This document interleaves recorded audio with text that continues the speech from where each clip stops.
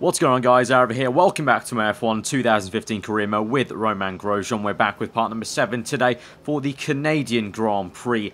Last time out, we had a very confusing Monaco Grand Prix, I'll say that. If you have missed it, part 6 that was uploaded last week, go check it out on the channel.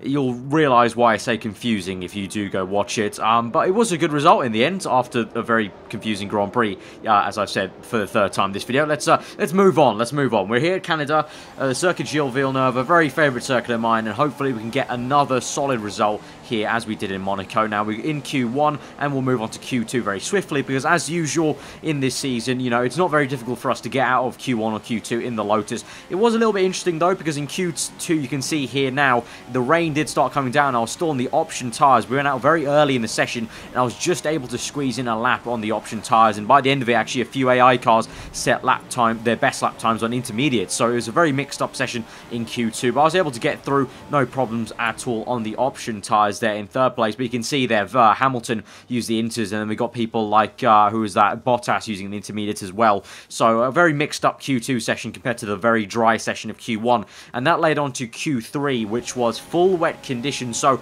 a very quick change of weather actually from Q1 to Q3. I've never seen such a quick transition between sessions there, but full wet tyres now, blue wall tyres, very you know, difficult to drive, especially because the setup we got going on, it's very low downforce because of the circuit, because of the nature of the circuit, you know, so you have to kind of tiptoe around the lap. But in the end, it was a pretty okay and solid lap. It felt pretty, you know, decent. I didn't really know how fast it was going to be, but we're coming through the final chicane, and you know what, we probably could have guessed what was coming because, you know, for some reason the AI aren't too amazing around Monaco and Canada compared to other circuits, and just generally also I found my groove back in Canada and Monaco like I did on previous games, and we come through in pole position for the Canadian Grand Prix. So that's pole, but it's going to be a bit of a hard time to stay there in first place and, you know, to do exactly what we did in Monaco, basically. In Monaco, you know, we had a very kind of easier time of it, you know, as we have done for all 3 seasons of this game in Monaco from pole position. But here at Canada, I think it'll be a little bit trickier. Rosberg there off second place will definitely be a challenger to us, so that's going to be a bit tricky today. But we've got Rosberg and Hamilton right behind us, so they'll be charging us down. But first place there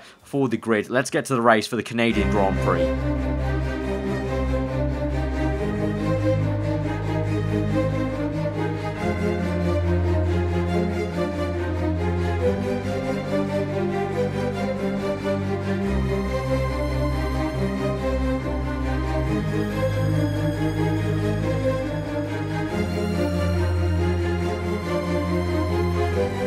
So our teammate Pastor Maldonado has qualified in 12th place, so yet again not really pulling his weight in the team, but I guess that sort of, you know, I can counteract that. The 2 Saubers did really well to get in Q3 there at the very end there. Kvyat down the way, Vettel, Kimi right behind the Mercedes, so that's a little unfortunate. I would have liked the Ferraris to maybe have jumped Mercedes in the qualifying, just because it'll make it a little bit more interesting for the race generally if they're kind of up ahead and mixing it up. But and nevertheless, here we go to 3, now 4, now 5 red lights for the Canadian Grand Prix, and we are off. Rosberg getting a very good start on the right-hand side. He shoots up on the right. Hamilton tries to look down on left-hand side. We go down the inside of both of them in a little Mercedes sandwich here. We managed to take Hamilton. We tried to hang it around the outside of Rosberg there. We tried our hardest, but Rosberg just had the superior traction there. The Mercedes car obviously very good in those traction zones compared to the Lotus, which is quite lacking in downforce actually. But now we've gotten to the end of lap 2, down to the hairpin. Hamilton is having a look on me on the left-hand side, but now we go very wide into that chicane, and the Ferrari there of Kimi Raikkonen just slips it down the inside of both of us. So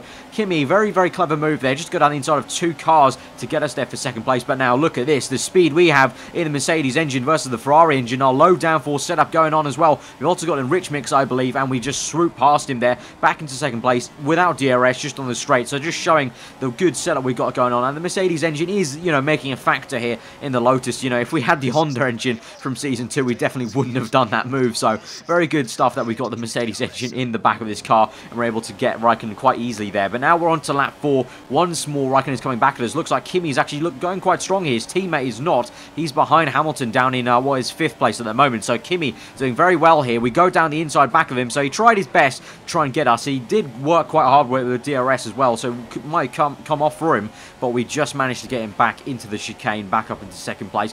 Rosberg, meanwhile, has been basically using this, me battling Kimi and Hamilton, to try and get away from us. He's already got about a 4 to 5 second gap, but then on lap 8, we start closing in on him. We're trying to reel him a little bit. We set the purple sector, purple fastest lap of the Grand Prix, so we are having some good pace right now on the option tyres, but the tyres are getting worn at this point. They did feel pretty bad at this point. Now I just want to get into the prime tyres. It's a one-stop strategy here for Canada, which is a little bit unfortunate for the entire race. It means the race is a little bit linear in that way, you know, one stop and that's pretty much it. So I'm just going to keep on pushing and trying to catch Rosberg at this rate. We're setting pretty, you know, consistent lap times, I'd say. We're not really catching Rosberg too much, but the kind of hope is we'll catch him on the prime tyres. I think I remember in Season 2 as well, it was the same sort of thing. They kind of dropped, AI seemed to drop off a little bit at the end of stints, which is good to see finally in this game, that they kind of drop off a little bit. The Mercedes, Rosberg, you'll see that he starts to drop off a little bit, and we are slowly catching him as we get onto that lap 15-ish, where we're trying to make our pit stop. I think it was lap 15.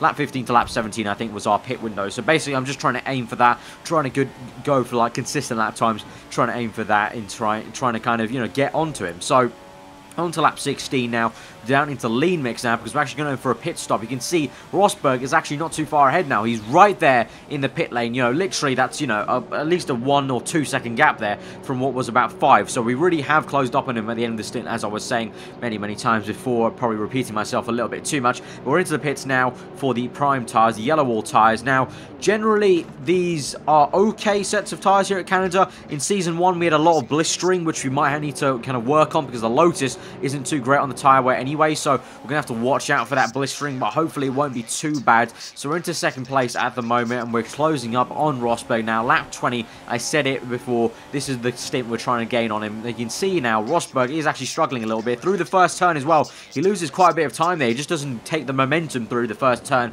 This turn, though, he does gain on us a little bit. The traction there is just superior from the Mercedes, so we have to kind of work on the strengths of the Lotus. Looks like I can take a lot more momentum into these swinging corners like this one right here, and then off the traction zone of here, Rosberg kind of gains on us again. So it's sort of a fine balancing act of doing the numbers. Can I gain enough time in the momentum corners that we don't lose enough time from the traction corners? And on to lap 26, oh boy, we are gaining here.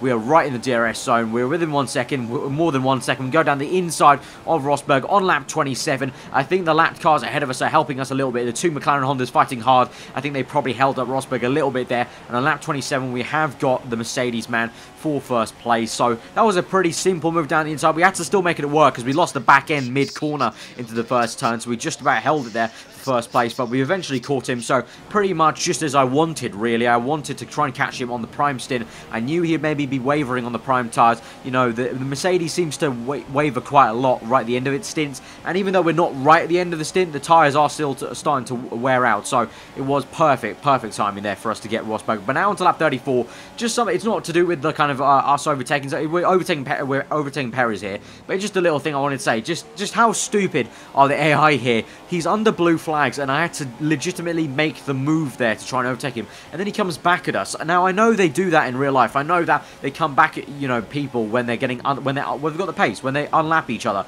But it's just a little bit stupid for me on F1 2015. I don't know if they've patched it. I don't know if they've patched it on the PC or not, but it really does need to get sorted out because it's just annoying. You have to actually race the lapped cars, which is really stupid, because they should be not getting, no, they should be jumping out the way of you, but they should at least be kind of, you know, seeing, oh, you know, I've got a lap, you know, I've got a car in the lead, you know, right behind me. I should sort of get out of the way a little bit, but no, they just stay on the racing line. So that was a little thing I just wanted to put in there in the edit. Just frustrated me a little bit just there, as I wanted to try and keep my lead from Rosberg. Getting a little bit nervous, but eventually we held it on lap 35. We come through for first place of the Canadian Grand Prix, and that is a win for Romain Grosjean. So that's another good 25 points in the bag over Rosberg and Hamilton. Well, not completely over 25 points. Obviously, Rosberg gets 18, so that's a net 7-point gain on Rosberg, which will be good for the championship at least. And there's Romain spraying the champagne. Good to see him on the podium and in first place indeed. But now, guys, I have some rather unfortunate news to do with this series in terms of what's gone on with the game. You're about to see the footage right now. So, as you guys know, I usually like to do replay cameras during the races. You may be wondering, where on earth were they today, Arav? Well, as I went to go view them, I was swapping out my wheel to my pad just so I could relax in my chair and record the replay cameras using my controller. F1 did not like this, apparently, and decided to crash on me as I went to the replay cameras. And therefore, I had not clicked advance to the replay cameras. I was still on the screen for the constructors. So the game did not save my race, which means Canada never happened in the career mode according to the game, which is a little bit annoying because now it means I have to do a custom table, which means if, you know, I don't think we're in the title fight, but theoretically if we were to be in a title fight, I might not actually be in the title fight in the game, but on my custom table I will be, so that'll be a little bit annoying, but yeah, just one of those things. But yeah, before I go, I just want to say finally, in terms of the career mode, in terms of the 2015 career mode coming out, it's going to slow down a hell of a lot now in terms of when these episodes come out, because frankly, I'm just getting a little bit bored of the game itself. I played so much of it compared to everyone else, and it's just doing my head in that I've played so much of it, and it's the very same sort of thing. It's just race after race is the same sort of thing. The fact there's no modding has really also harmed how much refreshness you can put into the game, even though that's not a word. But yeah, so the episodes are going to slow down majorly. I've got some ideas for a different series that I'm going to start next week.